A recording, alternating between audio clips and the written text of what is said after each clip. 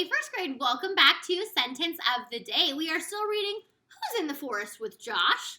Let's go ahead and review the words that we are going to be using this week in our sentences. Josh smiled, walked, shrugged, on, shivered, and walked, turned, ran. Okay, let's go ahead and see what happens today.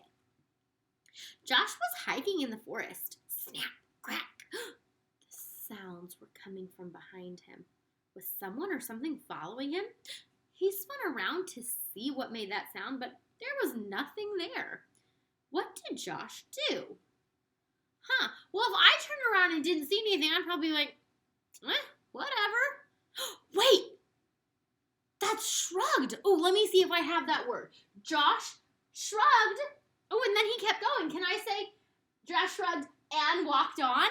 Yeah, that's perfect. Okay, I'm going to add that to my sentence. I'm on the same notebook that I was starting on yesterday, or piece of paper, whatever you're writing on.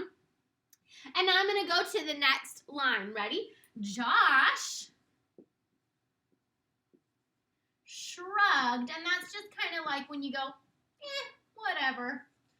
Josh shrugged and walked on. Okay, the first thing I need to do is separate my subject from my predicate, my who or what the sentence is all about versus my doing, telling part. That's doing or telling about the subject, okay? And I'm going to separate it right here because my subject is Josh. That's who my sentence is all about. It's all about Josh. So I'm going to underline that in red. Now, what is Josh doing in the sentence, or what is it telling me about Josh? Well, he shrugged and walked on. So that is my predicate. I'm going to underline that in green.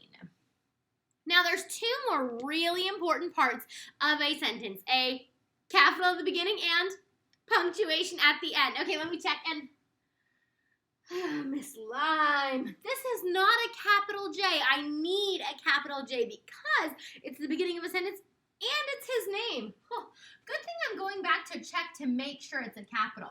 Sometimes I just get writing too fast that I totally forget. It's always important to go back and check your sentences. Okay, now I have a capital at the beginning. Let's check for some punctuation. And I do, and I used a period because this is just a telling sentence. A period is going to be how we end most of our sentences. You guys are kind of catching on to that. But sometimes we might use an exclamation point or a question mark. Go ahead and pause the video now if you need to finish copying down this sentence. When you're done, add a picture of Josh to your paper, shrugging and walking on. When it's all done, make sure you take a picture of your notebook so I can see your work, how you're marking the sentence, and check on your handwriting, okay? Push that green check mark when you're done.